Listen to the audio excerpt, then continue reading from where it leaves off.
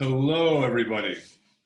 I'm very excited this week to have my friend Barbara Booth join us. We're going to talk about Anthroposophy, the Alcyon Center, the cultural moment, and for sake of disclosure, Barbara is the big sister of my very dear friend Catherine Booth, who a lot of you know from the Alcyon Center.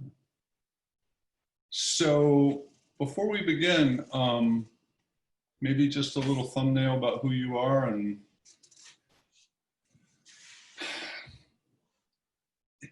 in the short version. The short version. So let's see. After the Peace Corps, when I was in my early 20s, that's when I first found out about Rudolf Steiner and Anthroposophy, and that's led me towards spending 7 years in a Camp Hill village, which is, they are all over the world now, Camp Hill villages, and they are intentional communities with people with life challenges and people without life challenges or with other kinds of life challenges, and usually in an agricultural setting with crafts and workshops. And that was a very formative 7 years of my 20s and 30s, and also was a kind of a balm, kind of a medicine after being in the Peace Corps, where I had such conflicting views about using chemicals and with farmers in rural Africa so that their crops could grow, supposedly. So those themes of working in sustainable agriculture, and then I also taught high school in the Peace Corps. The teaching theme continues throughout my life. I've worked in Waldorf schools, which are founded, inspired by Rudolf Steiner also, independent school movement all over the world. And then have worked in some other, what would you say, peripheral settings, like the Lakota Reservation in South Dakota, Pine Ridge, working with teachers there, and working in the Dominican Republic with farmers, upland agriculture, steepland agriculture, creating terraces instead of the slash and burn method. And yeah, I got a college degree, and I then got a master's degree in environmental science and education, and yet really, Piers, I would say that all of those things were, maybe they were the skeleton that, you know, held me up through the world, but I've been on a constant search for meaningfulness, coherence, and that's grown over the years to include these last 7 years of living very simply on an island in Maine, raising goats and vegetables and studying the book of nature. Well, it sounds like you, like many people who get involved with anthroposophy, there was some sort of inner questioning that, if not fully answered by Rudolf Steiner and his work, you got indications of where to go and how to move into the future. Is that fair? Yeah, that is fair. Even after college, I was starting to read esoteric writers, New Age writers. My dad was a Protestant minister, so we were raised in the church, but other than running around during the week in the pews and singing in the choir, I didn't find the answers there. And so, yeah, Rudolf Steiner was helping build a framework into which so many things could fit. Meaningfulness about all religions in the world, meaningfulness about an arc of the evolution of human consciousness, meaningfulness about solutions, you know, now that we're in this time of having, well, I guess I would say Western civilization and shareholder capitalism, you know, collapsing. You know, what are the positive future-bearing paths ahead? And that's one thing I think people love dearly about Steiner, is that he gave so many indications, I think is the translation of the word. You know, he didn't tell people what to do, and he only gave indications when people asked.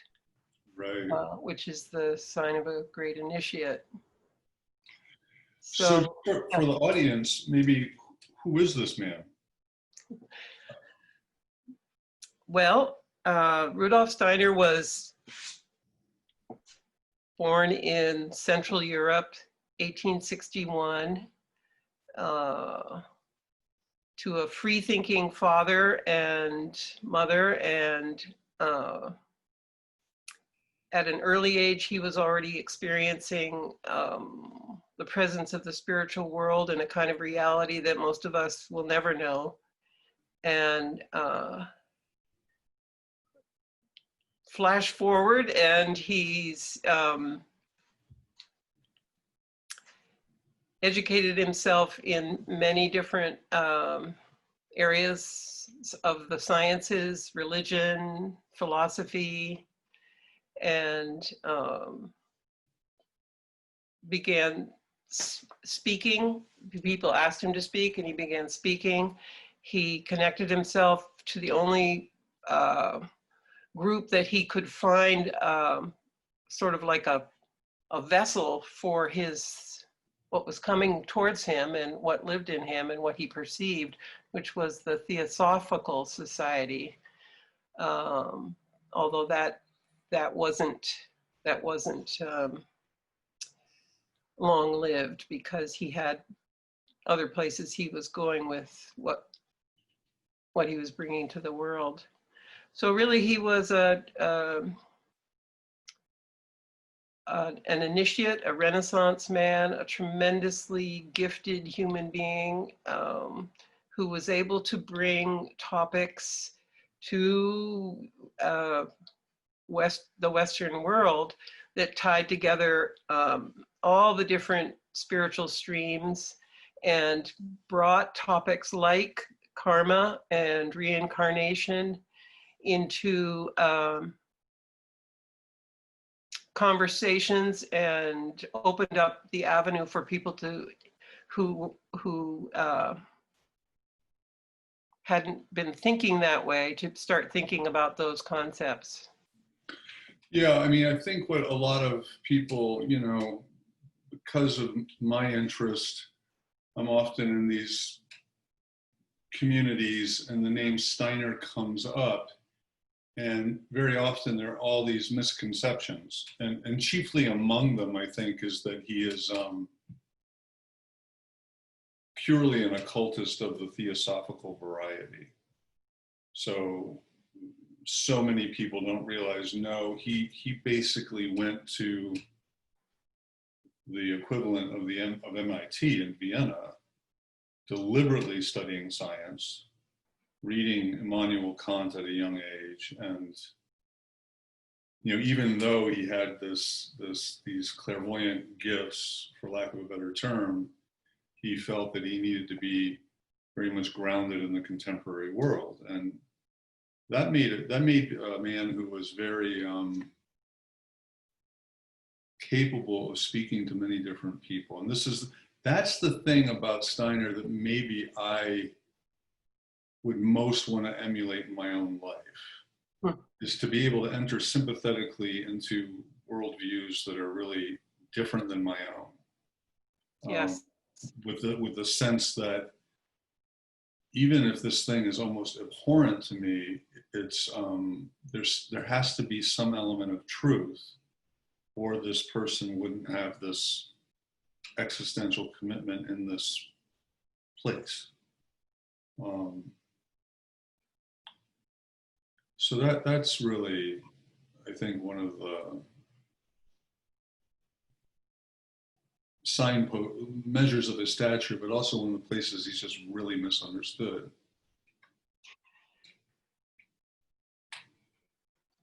Yes. So you learn about Steiner, and was it, if you go into, maybe we should talk a little bit more about Camp Hill, and that can give us a greater sense of what he understands the human being to be. I'm assuming that your life in Camp Hill introduced you to a new model of the human, as well as probably some ideas around biodynamic agriculture and a few other things. Mm-hmm. Right. Yeah. I was 27 when I went there, still full of all kinds of questions, willing to question authority, willing to question the elders of the community, and it was just what you said also. It was incredibly rich. I participated in a biodynamic training group, those of us who were there. It was a one-year program, and we were so involved that we asked the teachers if they would make another year, a second year, and then we asked them if they'd make a third year. And the group of us who were there at the time have gone on to start seed companies and biodynamic farms, and many became Waldorf teachers eventually, all kinds of, it was a great time to be in the village. And to answer your question, also, I think it's important to thinking ideas of Rudolf Steiner has to do with a forming or an understanding of how society could work together with different realms that would preserve our freedom to make choices in some area. It's called the threefold social order. And we can talk a little bit about that. But I just want to say that Camp Hill villages organize themselves according to that way of living. So the threefold social order has three realms that are independent of each other and yet interdependent also. And they are the cultural realm, the cultural spiritual realm, the economic realm, and the human rights political realm. And so Steiner has a way of understanding those three realms and their different qualities that really inspired me early on and still inspires me today. Even though we're, centuries from it, I do feel that we're headed in that direction if we want to preserve human freedom, and if we understand that we are all evolving towards a kind of loving our neighbors as ourselves, to put it mildly. Right. And so the cultural realm is a sphere of freedom and organicity, if you will, things emerging up from the community and the people. Right. So exactly. So people, we all, the idea is that we all have the right, the freedom to choose our own, everything in the cultural sphere, our own education, our own artistic inclination, our own philosophy, our own spirituality. We have the freedom in that cultural spiritual realm. And so, all right, Piers, you're frozen. Oh, Yeah, there we're you are. both freezing up. Oh. Let's just keep going for now. Okay. So we could talk about the economic realm, where the sort of guiding principle is collaboration. Sometimes people say brotherhood, and that in that realm, we all have the right to work, meaningful work that works for us, but it's different. Each one of us has a different capacity, and we aren't all equal in that, right? We aren't all shoemakers or, factory workers, but we have the right to, and we want to treat each other as brother and sister in a kind of a loving acceptance of our differences there. And then the third realm, you want me to go on? Well, I just have questions about the economic realm. Yeah. So would this mean we're having a greater collaboration between producers and consumers? Yes. And would it mean that Yeah. a huge reorientation around the notion of competition? Yes.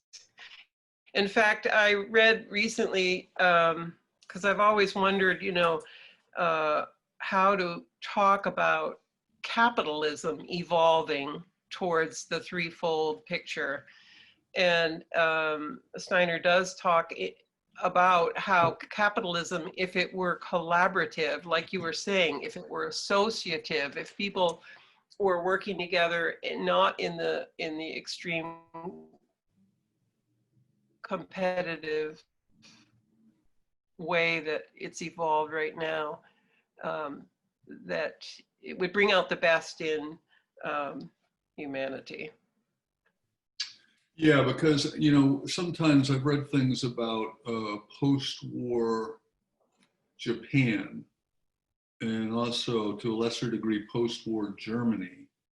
And they say that, in post-war Japan, even though it's this, emerging economic leviathan, the average Japanese person was really aware of, the importance of buying things locally, or at least things that are Japanese, and that paying a little bit more if it's for the common good, why not? And so there was maybe that structurally it wasn't what Steiner's talking about, but you could sort of feel an ethos there, perhaps. Yes. I think the economic sphere for me, given that I've been, I'm American, I've been groomed in this system, that's the one that's a little harder for me to get my head around, or seems more vague, really. Yeah.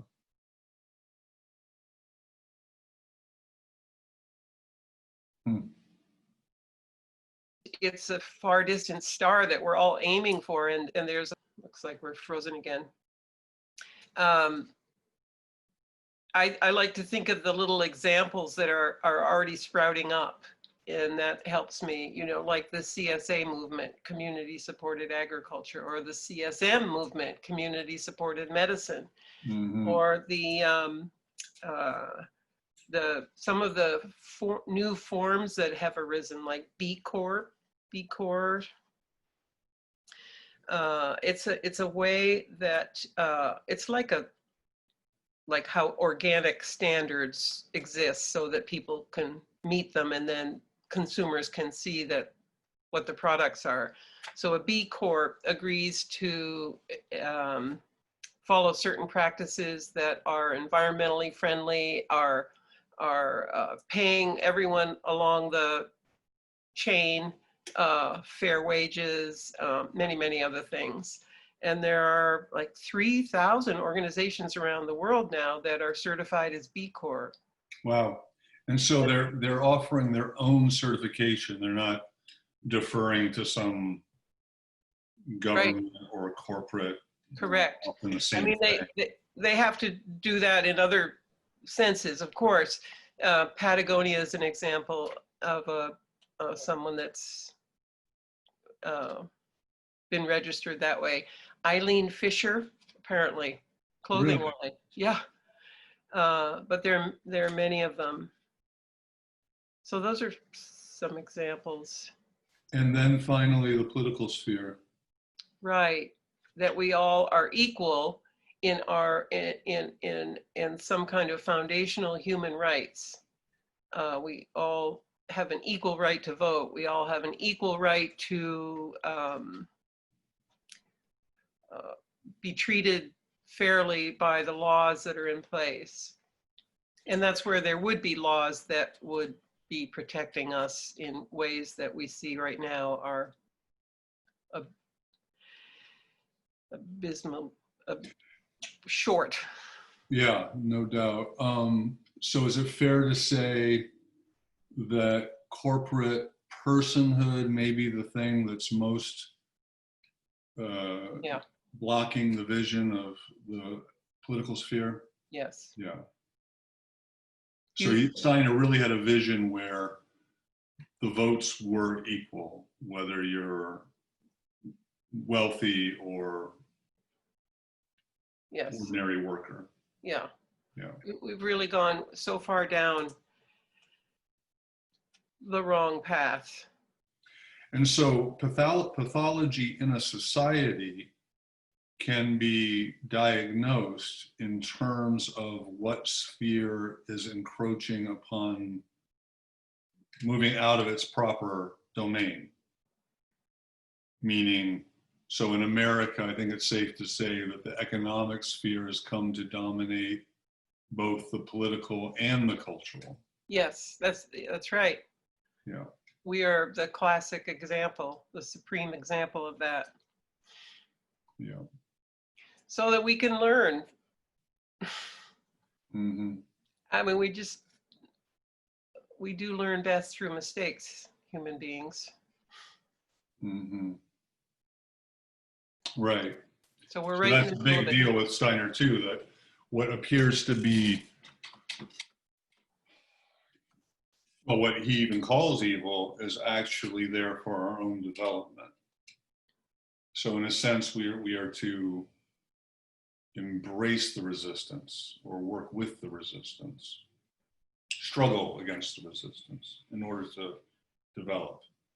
And you know, I feel that really a new understanding of what resistance is, what challenges are, what all of those situations are for us, and then that we can extrapolate that for right now in our time, in this cultural moment, that we were born for this. We were born to participate in the resistance because that's just the way of all of nature, and humanity's evolution has come through this kind of resistance, and in order to find our way to the next horizon where we see the next view. So, meaning that humanity is evolving and developing capacities through these encounters. Yeah. Go ahead.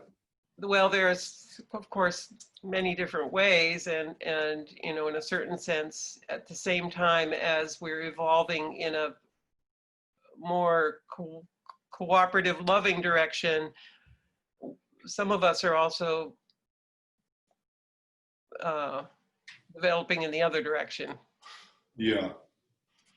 But That's what I right. love, what I love about Rudolf Steiner and his worldview, but not only Steiner, he refers to other great initiates, is that no one gets left behind in the end, and that my salvation depends on your salvation.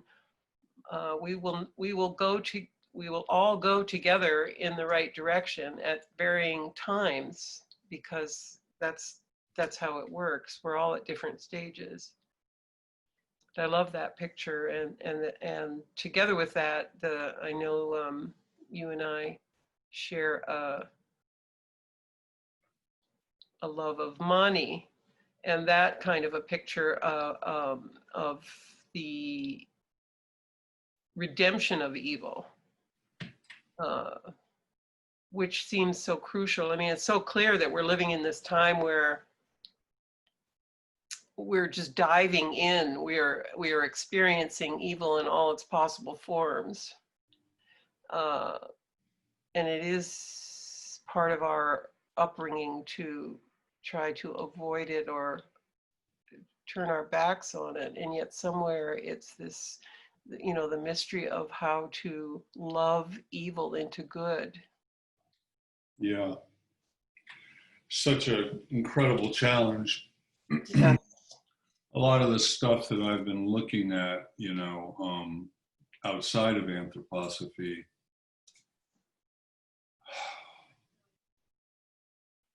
that really is looking at evil from perhaps a more psychological or cultural lens. So this thinker, Jason Horsley, so he would say that he and other thinkers would say that when you're traumatized, when you're wounded, one strategy of dealing with this woundedness is to make everything small around you. So I'm a wounded individual, and then in order to compensate for that, or to feel my vulnerability or my unassimilable affect, you might say, I make things around me smaller. Now, you can do that in really violent ways by dominating, by minimizing the needs and feelings of others. But you can also do it in more subtle ways, like always being in a helper role. This is a way of, because if I'm the helper, I don't have to feel my own diminishment, because there's an asymmetry. I'm the one with the power. Another thing that Horsley in particular points out is that if you've been wounded in certain ways, culturally especially, you will identify with the vengeful hero, the Clint Eastwood character, the guy who comes in and takes out all the bad guys, so vengeance fantasies. And all of that seems to be so relevant to, rather than do that, how do we approach this thing with kindness and sympathetic understanding? Tall order, super tall order, because the vengeance fantasy, lives strongly in me. I mean, I can extend that kind of sympathy towards this, and this, but then there's this domain of people that, they deserve what they get. So I think that's a great, great challenge.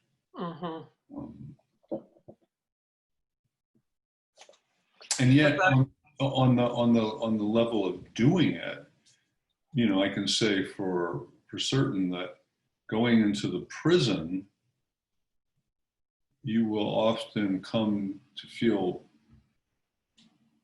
strong affection for somebody and then discover what their crimes were. And that kind of seems to illustrate what Steiner's talking about. It becomes impossible at that point to condemn the person in that absolute sense. after having made that, touched them, Mm-hmm. been touched by them. Mm-hmm. So at the Camp Hill community, they're able, so-called normal people, working with, side by side, living with people that we would call disabled. Mm-hmm. Usually, and correct me if I'm wrong, people on the spectrum or Downs. Is Yes. that, yeah. Really the whole, everything.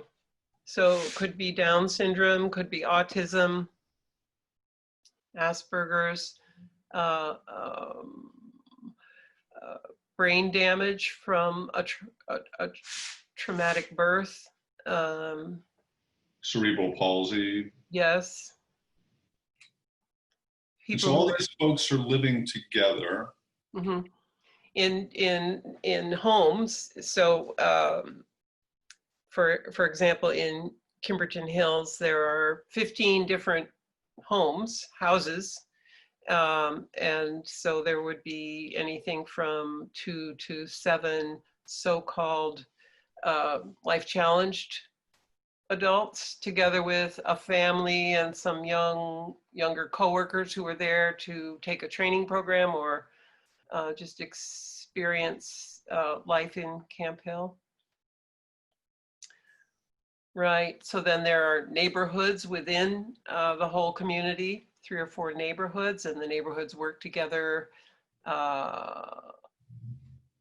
in the organizational structure in those 3 realms. And the vision of the therapeutic nature of it is that it's not only therapeutic for the challenged people, it's therapeutic for the caregivers. Oh It's yeah. therapeutic for the land. Yes. That. And ideally, it's therapeutic for the adjacent community. Correct. Is that yeah? Yeah, and the adjacent community is everything from, as you were saying, the land. So there's a kind of a radiating out that happens, whether it's the biodynamic agriculture radiating out, the wild birds who come there because it's been created as a farm, or whether it's the influence of the cultural life on the towns around. Yeah, it's for a village like Kimberton Hills, it's been there since 1970 something. It's quite profound. Yeah, I would, to the audience, if you could ever visit one of these places, and if you Yes. can't, there's a series of videos in a film called The Challenge of Rudolf Steiner, where the thing is dedicated to visiting several Camp Hill communities. Watch this.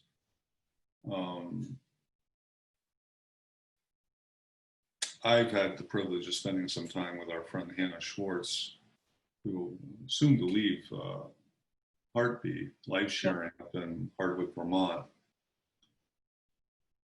It's kind of like, going there is kind of like the first time I visited a Waldorf kindergarten. And there was something inside of me that actually felt like I started grieving my own life. Yeah. Because these so-called challenged people in that environment, they're not diminished. They're full-fledged members of the community, and they are embraced, and they are contributing members of the community, and they are not heavily medicated, and they are not condescended to. And it's very hard to, short of standing in one of those places, it's very hard to articulate the power. Yeah. Yeah, and it's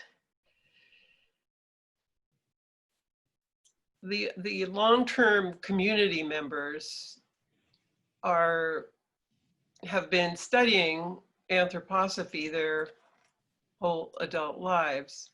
And many sort of outstanding and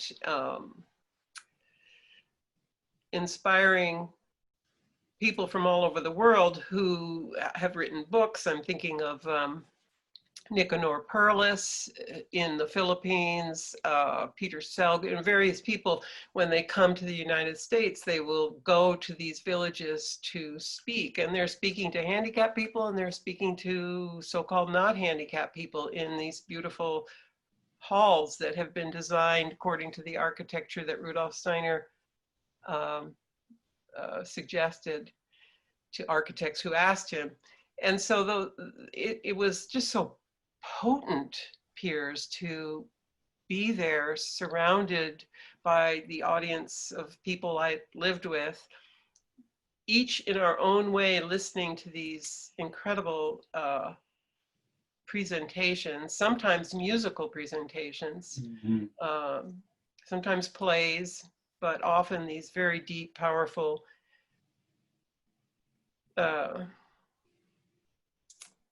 philosophical contributions.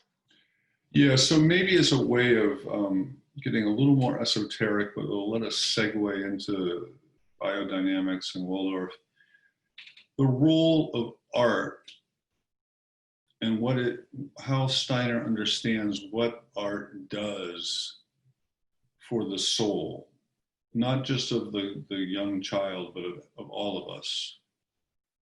So could you give us a picture of the kind of art and crafts people are engaged in the Camp Hill community, and what the ideas that's doing for them? Yeah. Since you opened the door to sort of a deeper conversation, I just want to add one thing, which is that because Rudolf Steiner understands, because I understand, because you understand that we have lived repeated Earth lives, there is a sense of that in terms of the so-called handicapped people, that they have chosen this type of an incarnation for a reason, and a reason that's mysterious, but it raises up the interactions. You were describing how beautiful they are, and that's part of it, is that we're each on this spiritual journey. It does not matter how our physical body formed itself in this life, or our mind even, because our human spirit is pure and is beyond that, and has its own mission in this lifetime, you could say. So in terms of the art, I mean, I love the idea of beginning with architecture, because it's so palpable to say, imagine yourself sitting in a, well, the extreme would be a prison cell. Mm. What does that feel like in your soul? And then imagine yourself in a 20-foot tall teepee. Or imagine yourself in a yurt. And now imagine yourself back into your high school classroom, the one that didn't have any windows. And you start to say, you start to feel, oh yeah. And so the point he was making is that our thinking and our thinking heart is influenced by what surrounds us in terms of the design of a building. And so, yeah, to be in a building that's designed not how would you say that? That's pushing the edges away from all right angles. Mm-hmm. He had a lot to say about the right angle coming out of a certain period of human evolution, and that in order for our thinking to develop further, we need to put ourselves in settings where it's more than the right angle that we experience around us. And I'm being very kind of crude about that. Reading some of his literature about architecture is helpful.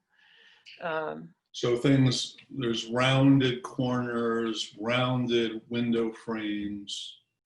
And different angles around the window, not just, you know, Yeah. right. And not regular sometimes. Yeah, not symmetrical. Irregular. Yeah. And then there's a lot of color schemes that Yes. are not uniform, but they actually lighten and shadow and meet the light in very different ways throughout the seasons and days. Right. And there's a color light therapy that's been developed in Camp Hill villages, and is also reflected in just what you were saying, some of these windows that are basically like resurrected stained glass windows. They are glass that's been formed with certain metals that creates a certain kind of color.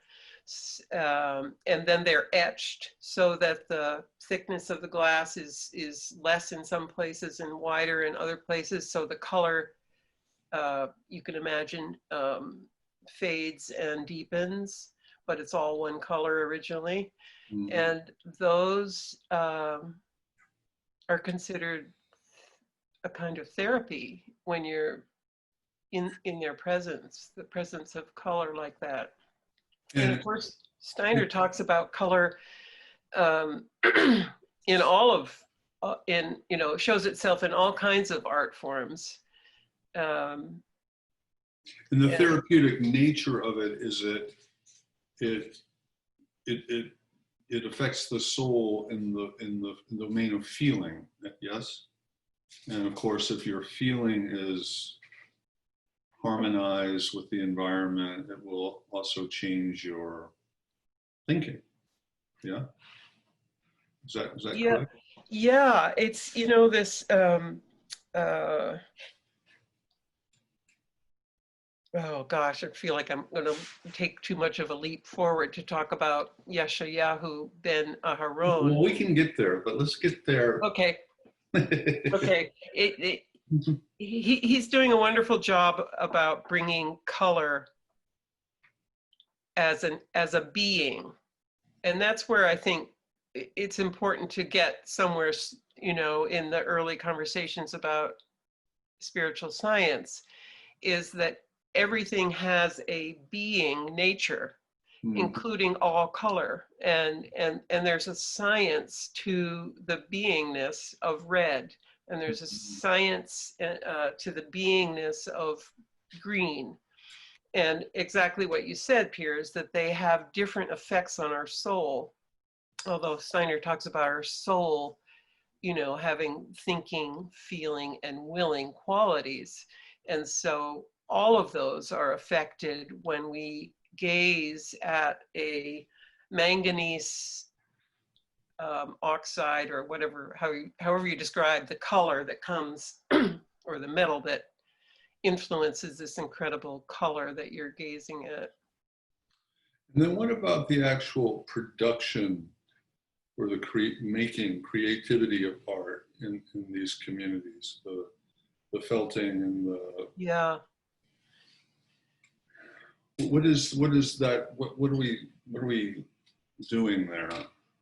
Well, it's very similar to what the philosophy behind the Waldorf schools that are doing that same honoring of the practical arts, and meaning that, and modern brain research has shown this, that when we do meaningful activities with our hands, and I'm not talking about thumbs on a iPhone, But when we do meaningful activities with our hands, with substances that came from the earth that we're transforming into their next stage, we are developing the cerebral cortex of our brain. And I mean, that's just a very practical level explanation of it. But you can imagine what it means to train your hands in spinning wool from raw, fibers, Right. or to have raised the sheep there at the farm and then participated when the shearer came, and taking it all the way through until you have a felted pair of slippers. Mhm. And then the same thing with woodworking, where the wood is cut, by the woodworking crew, and then it's cut on the new moon so that it's dry and ready for the next stage. And then you take it to the shop where it's, fill in the blank, turned into a basket or a Yeah. wood carving. And that everyone is participating in Everyone is participating to the extent they can.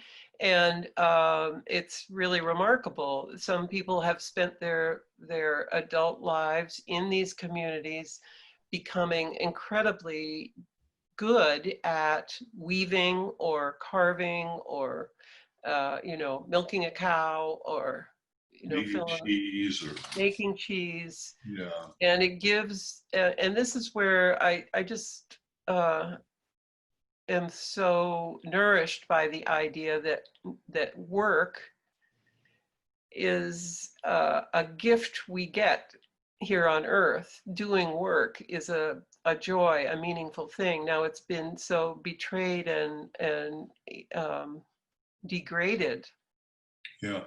in many ways, but And this is extending dignity, yes, not just to work, but to everyone.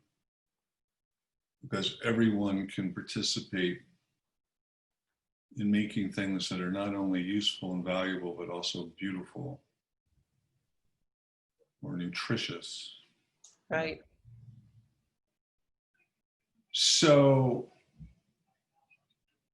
get a little more esoteric, and the food that's being produced and this form of agriculture that's employed to do it, and how that is working with what Steiner calls the etheric. So the life force of the food, the life force of the person cultivating the food, the life force of the animals. So when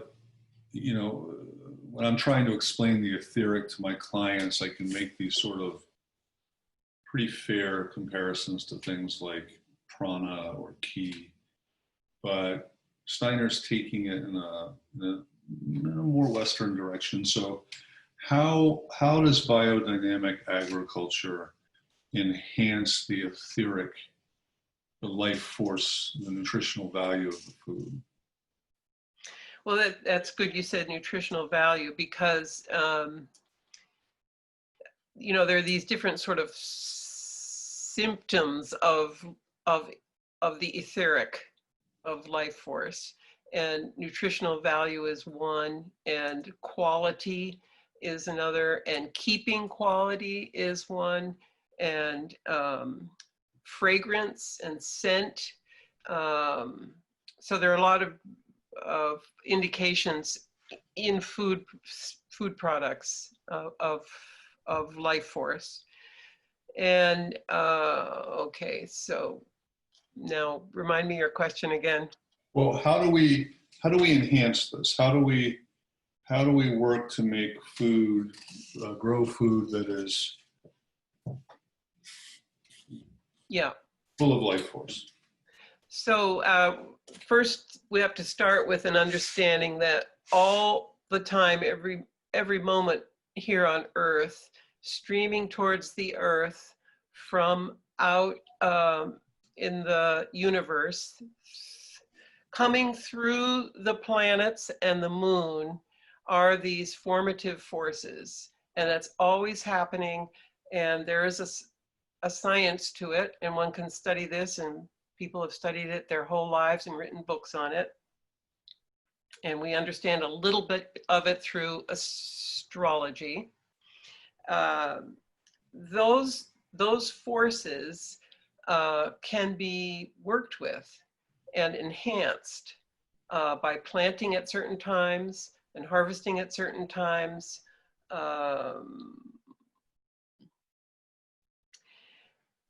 So let's see, what else do I want to say about that?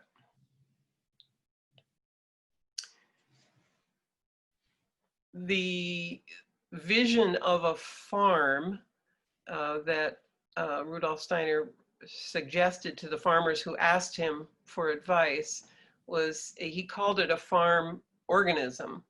And he described how no matter what size farm you have, and you can even do this with a good sized backyard almost, that there are these different areas that you are kind of creating. You're creating a miniature little earth on your farm.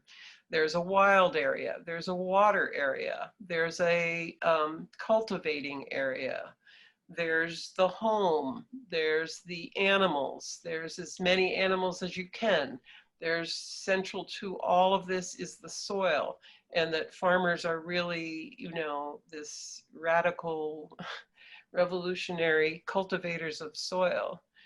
You know, any civilization will go under, and does go under, because of how it treats the soil. And so to build new soil is the foundation of any new culture. And soil building happens through compost making, first and foremost. And there's a whole science to making compost. It happens, and well, let me just add to that, that the compost is composed of, yes, you could say nitrogen and carbon and other ingredients also, but also animal manure and plant matter. And there's a science to that. There's a science to the spiritual nature of domesticated animals and what role they play in humanity's development. Not only because we become better human beings when we care for animals, but also because we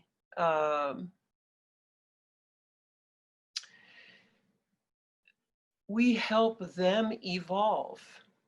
And this comes to this whole amazing nature, you know, purpose of what does it mean to be a human being? Why are we here on Earth? What are we doing? And Steiner just blows that into all these different other levels of, well, we're building soil.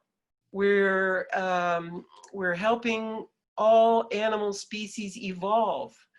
And by doing that, we're evolving. We're caring for other human beings who are, you know, less able. And that's how we're evolving the planet and humanity. You know, there's so many layers that he brings up, and I'm getting away from biodynamics a little bit, but. All right, hard not to. So, Yeah.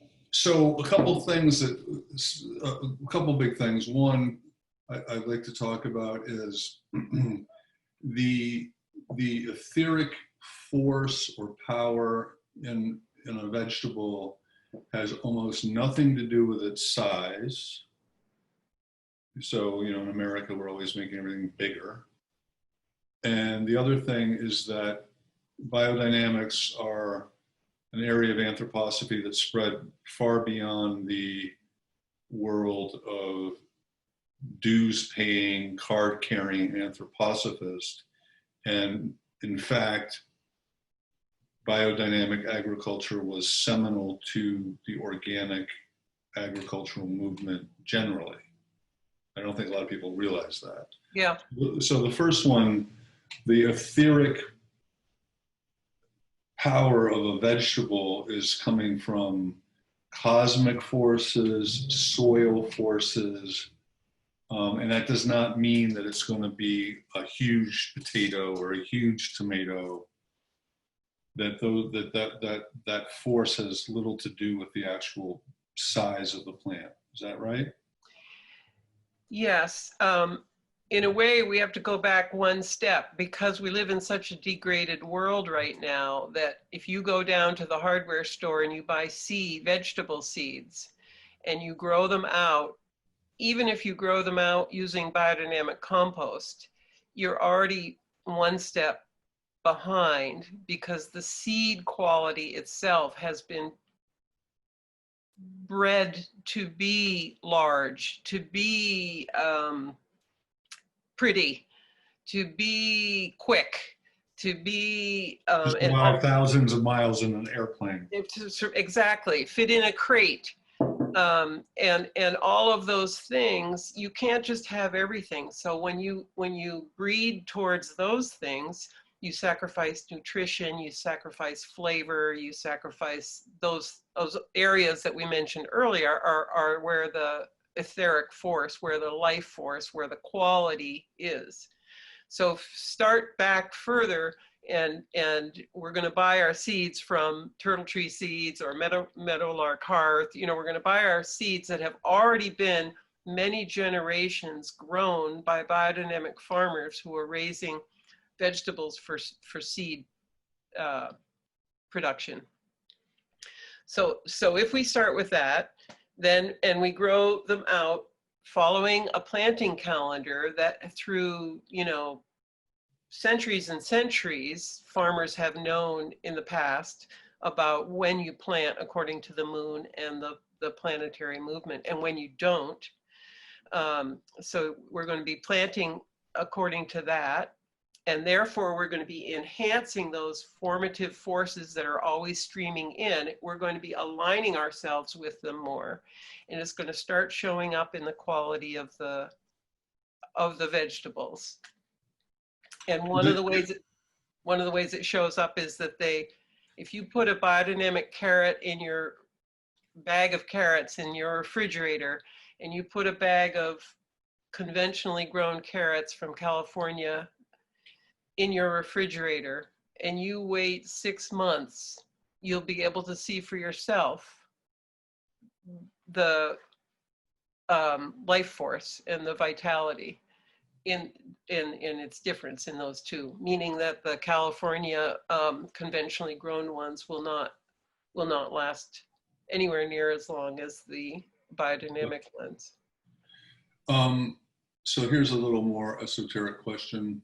So you say that all of this timing and this rhythm and these cosmic forces streaming in are reflected in the vegetable. Are they also reflected in the consciousness of the farmer? Right, exactly. So, you know, there are these really fascinating, they're called preparations that are used by biodynamic farmers, like a kind of homeopathy for the soil.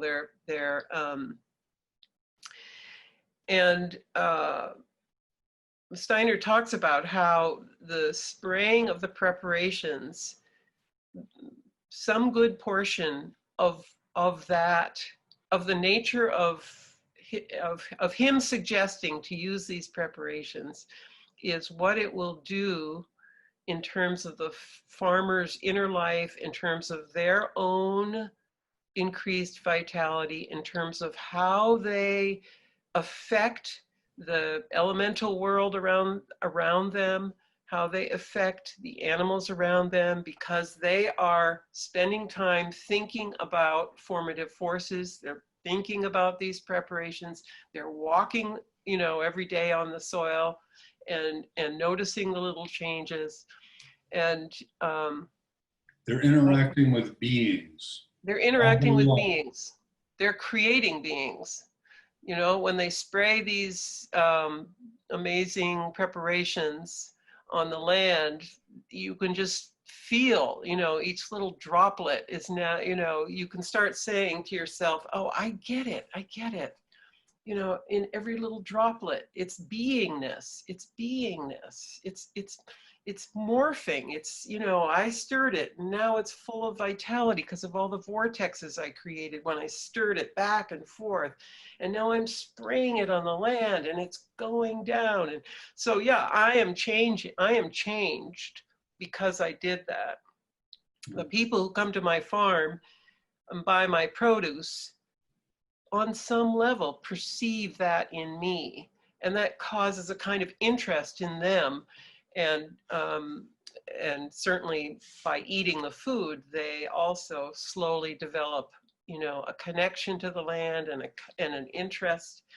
And just picture, Piers, the 10 years of eating the kind of crappy industrialized overprocessed food compared to 10 years, and what that does for our body and mind and soul compared to 10 years of eating from a biodynamic farm. Mm-hmm. And imagining the respective places where they were both grown and the Right. people that work there.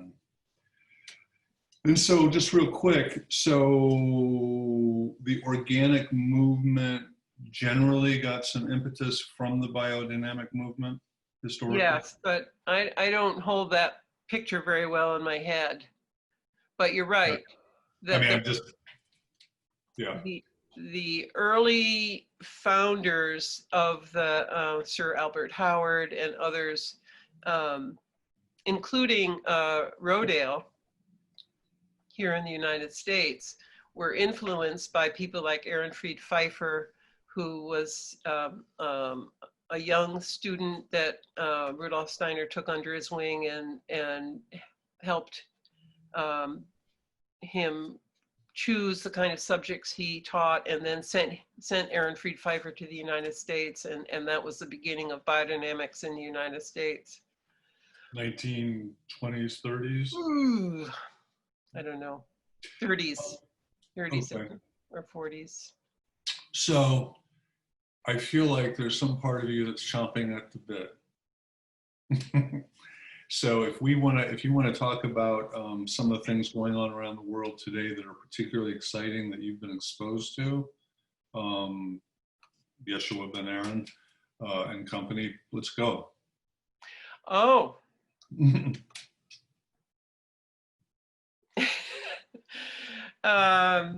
Gosh. Well, we all develop in our own little paths, and especially in this 9 times 7 is 63. So 9th and 10th years, 7-year cycles. We're at the point where we are so aware that every moment matters, and there are fewer of them left than we've already done in this life. So I have been inspired by a number of anthroposophists and a number of people who are not connected to anthroposophy, but are bringing together a new picture of how to understand the natural world and how to make connections to it and relate to it. And yeah. But I do feel like it is a bit of a leap. Ari Thoresen, for example, who's written this amazing book on Christology and demonology, who articulates so clearly and kind of gives a science to, what is a demon when we are feeling like there are voices in us that are destructive ones. Where is that coming from, and how can I have a relationship with that such that I am in control? And one of Ari's points about the kind of demons within us and around us is that the solution is not to banish them, but to, which he calls translocating. And he used to do that in his work as a veterinarian. He used to move demons off of, let's say, cattle at a dairy farm that he would work with, until he discovered that they just go somewhere else. And so that the real solution is transforming them. And that comes all back to loving them. And how do you do that? How do you love, you know, the evil voice inside, or the, yeah. So I find Yeah, art. I'm very taken with his work as well. Well, maybe that'll be helpful for the audience, because I can just tell that we probably piqued their curiosity. So maybe we should talk about the two main kinds of demonic forces that we encounter, the Luciferic and the Ahrimanic, and how that they do inhabit us, but they are actually opposites. And they also are related to illness. They can work together, they can work separate. So That's great. That's a good description.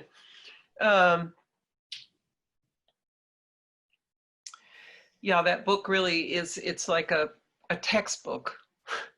mm-hmm. I think how you just summarized it is great. His point is that the Ahrimanic beings are the ones that sort of bind us to the earth, that bind us to, you know, a materialistic way of thinking devoid of a spiritual aspect. And then that the Luciferic beings are the ones that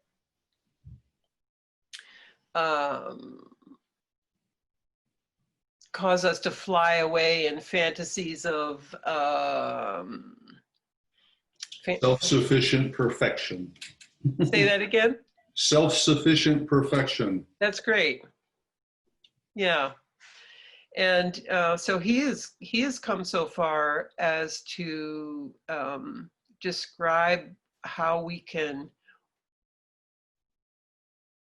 heal ourselves, heal others, and even work with technology by widening the space between the two, which he calls the Christ space, the middle sphere. Mm-hmm.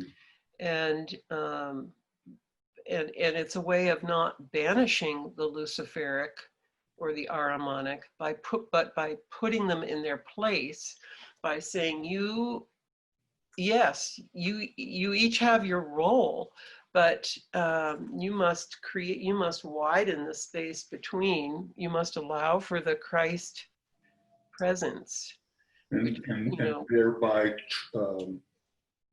transforming them. Right. Which is another way of saying redeeming them. Yes.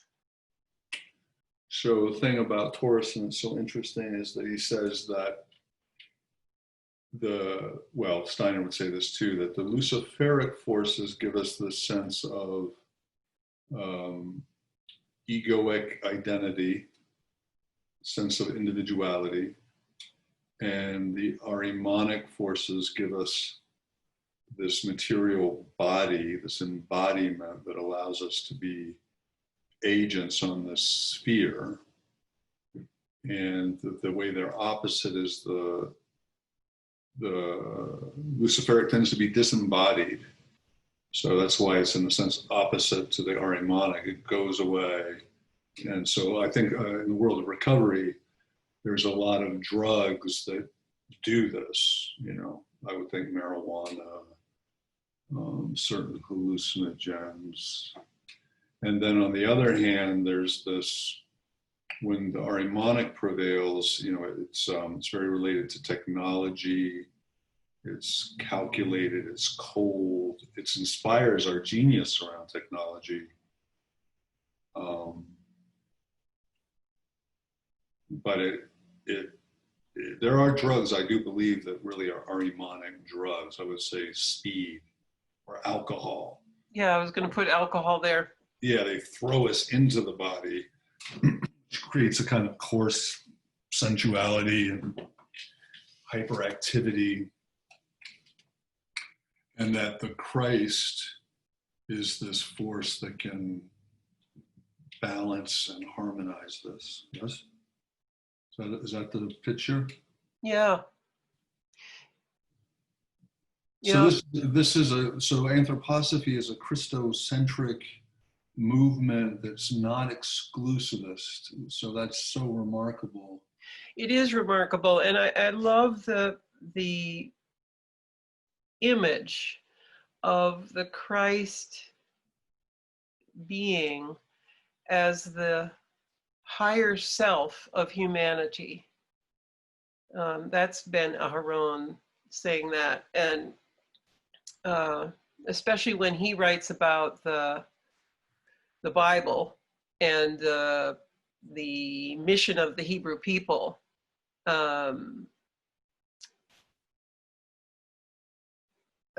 He's holding that picture of this incarnation process of the higher self of humanity, you know, that we have been evolving towards the point when Jesus Christ incarnated, and then the 3 years of from baptism to crucifixion, resurrection, that was this moment, this real turning point for humanity. And the other part of that lives strongly in esoteric Christianity and in biodynamics is this beautiful image that at crucifixion, Christ's blood flowing into the earth, you know, was an event for the whole earth. Yeah. Earth as a being. Yeah. And I think that anyone who works the land for years starts to feel what that means. I read something interesting recently that one of the scientists who followed up on things that Steiner said was talking about ever since Christ's life on earth, a new rhythm was established, and that was the 33-year rhythm. And that wasn't there before. I found that just amazing to think about. And yet this is, as rich as this is for people, well, as rich as it is, it's a stumbling block for a lot of people in relation to anthroposophy. And I've struggled to get past this in some of my relationships. The one thing I can say is he's saying that this higher self is as much for a Buddhist or a Muslim or atheist as it is for anyone else. And there's no requirement that you abandon your allegiances to anything. Yes. And what he's really saying is it's objective. It's a fact. That helps, but, I know. Still, yeah.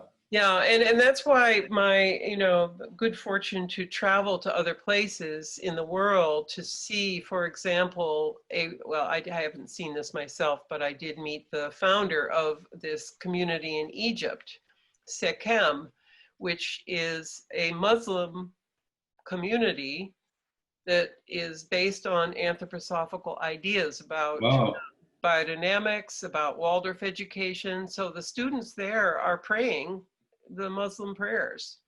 And the same thing in, the Waldorf schools in India that are Hindu, and, around the world.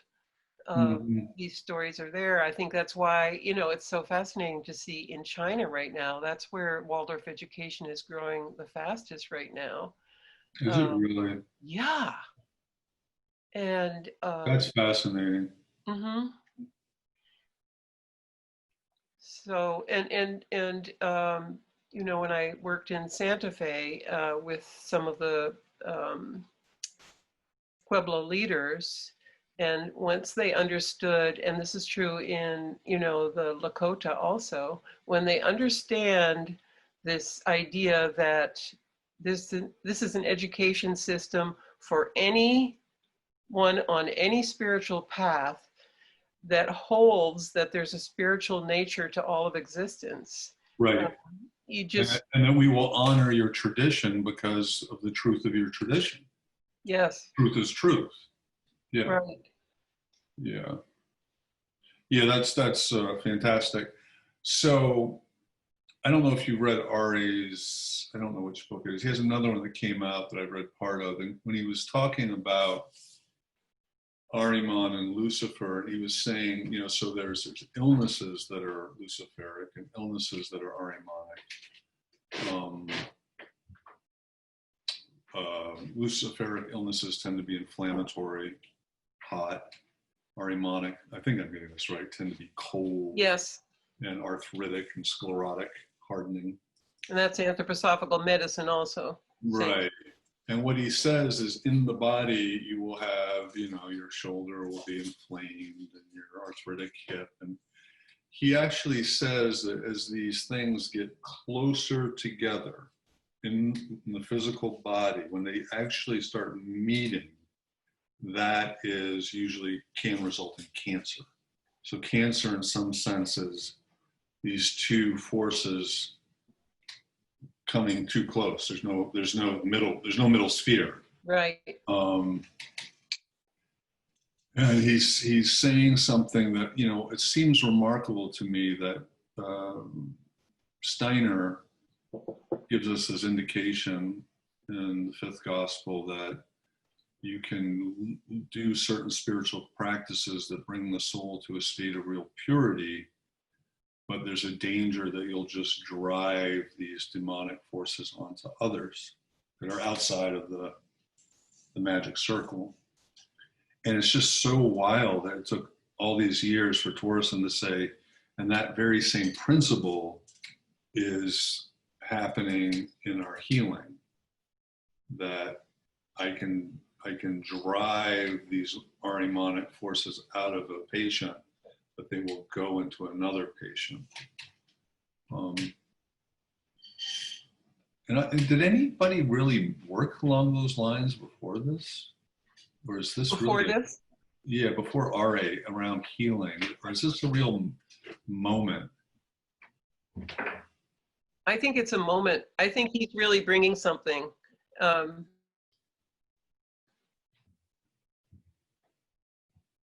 his journey has been long, and he's fortunately documented it for us and so willing to share it. Mm-hmm. Mm-hmm. Well, as we wind down, maybe just a little perspective on. Anytime he has a from him. I'm sorry, we had a little thing there. Can you hear me? Yeah. Okay, sorry. Yeah. I was going to say, Again? Yes. You're frozen. I'm sorry.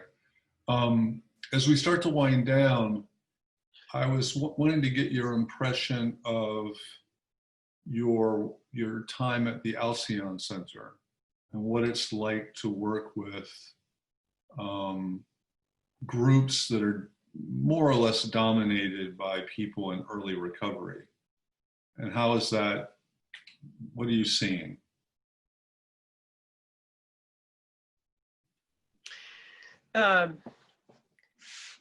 Great question. I think the best teaching experience that I have had there was this last group. because it was almost completely people in recovery. And, I feel a little like a novice saying this to you, saying this on resistance recovery. But,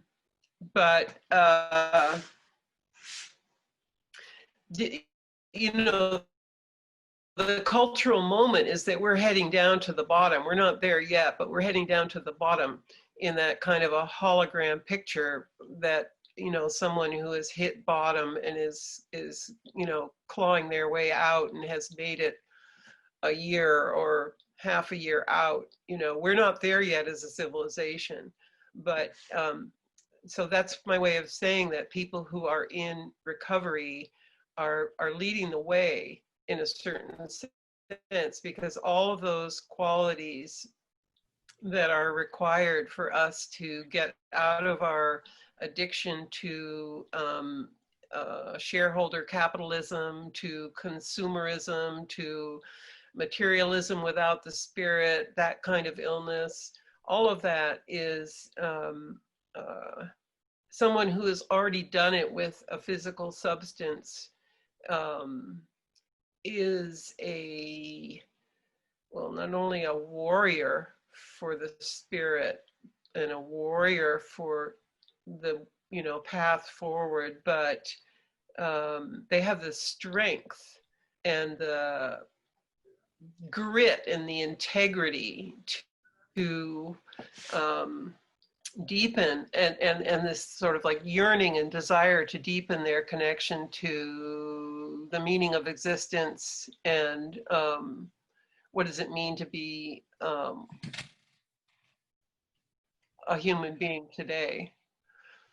So I'm hoping that you and everyone who's involved in the work that you've been doing, Piers, finds, especially with your recommendation, finds their way to the programs at the Alcyon Center. It's a wonderful next step. And I've been working on the periphery for forever. And I'm even more on the periphery now as I do this work, earth work. And I feel comfortable at Alcyon Center because Kath and Joan and you are there on the edge also. And that's where all creativity is happening right now, is on the edge. It's not in the center. It never is in the center, really. The center has a different purpose. But growth happens at the edges. And yeah. Well, I know for a fact that they thoroughly enjoy working with you, and that if you guys don't know it, Barbara teaches in a cornerstone that's called mapping. And what it does is it locates human activity in micro and macrocosmic terms. So it actually brings a dimension of cosmology. My teacher, Robert Sardello, likes to say, in the absence of cosmology, we have psychology. Meaning that when we don't have shared meaning and a sense of where we're coming from, why we're here and where we're going, all these pathologies emerge, these sense of meaninglessness and alienation, fear. And so for these people that are struggling and fighting the good fight and winning it in terms of recovery, for them to be able to place their efforts in these broad, huge cosmic dimensions is, I don't even have a word for it. Needless to say, it's empowering, and it leads to a greater sense of purpose and responsibility, which we all need.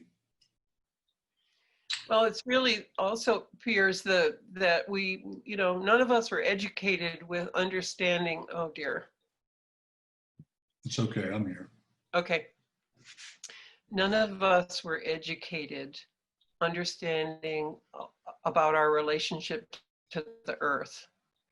And it's not complicated, but it's hard. It's hard work. And, you know, we were also not educated to learn that life is hard, life is painful, and that's okay, that, you know, it's part of the path. That's why we're here.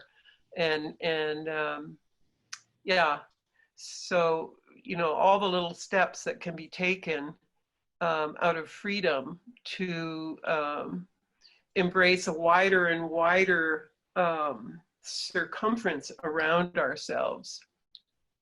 I think that's what I felt as I worked with the wonderful men and women in the last group. Was there's this readiness, you know, it's like, okay, we've pulled ourselves to this place where we have this view now out, and we have these new strengths and capacities.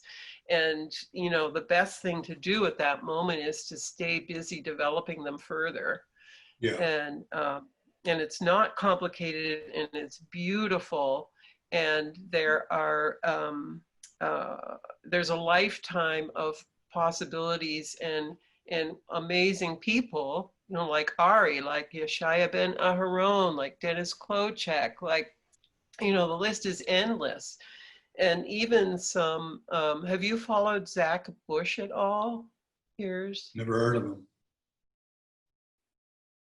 Yeah, well, he's well, as far as I know, he's not a student of anthroposophy, but he's a medical doctor who's bringing a new view and understanding of the virome alive, and it's just incredible. And I think that's accessible. He's, you know, he's coming out of the field of science, but he's merging it with this, you know, loving kindness, big understanding of the role that viruses play. So there are a lot of inspiring people. I feel like, you know, because of whatever's happening in 2020 with, as the astrologers will tell us, they've been looking for decades ahead at 2020, wondering what the heck was going to happen. Yeah. And now we're here. And as much as life is crumbling up all over and ready for us to, you know, take into ourselves. Yeah. It's so true and so timely to hear that. Well, Barb, this has been absolutely wonderful. Any final thoughts or? Well, there, you know, I've been thinking a lot lately, and Catherine said to me, okay, well, that's going to be part of the next mapping course then, which is that, which is, you know, my mind thinks in charts sometimes. And so I have this chart forming in my mind about all the stages of freedom, because I'm concerned about us humanity not realizing what important, crucial, beautiful thing our freedom is.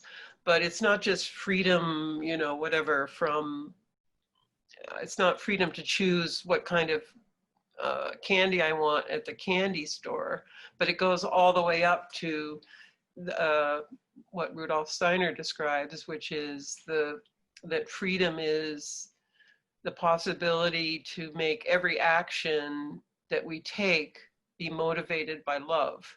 And so that journey, you know, to there has all these little baby steps along the way. Yeah. And when we, you know, we get overwhelmed when we think it's, you know, so far, but there are little steps that we can take all the way. And that's another example of how I think that people in recovery are just already at step, whatever, you know, 7, because they have chosen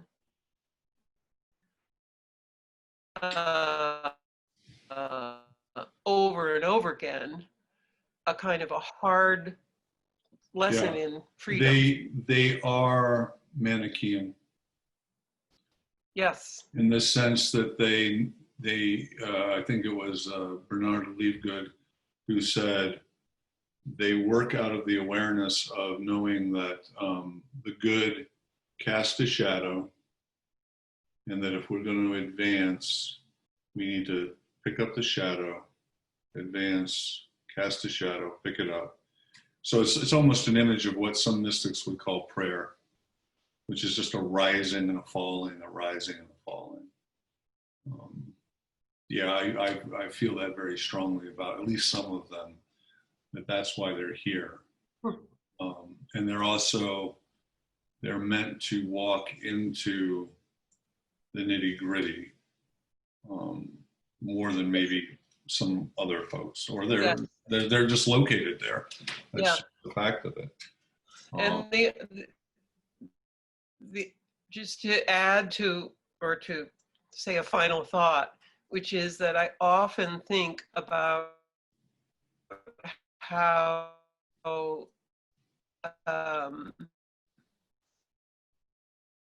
a person can be in prison with the book of nature and the book of God and the book of the human being. You know, it can happen in prison as well as in the luxury of a well-oiled retirement or something. Oh yeah, it can happen as much in a prison as it can probably happen in a Camp Hill community. Yeah, I think that. Yeah. All right. Well, many, many thanks and many, many blessings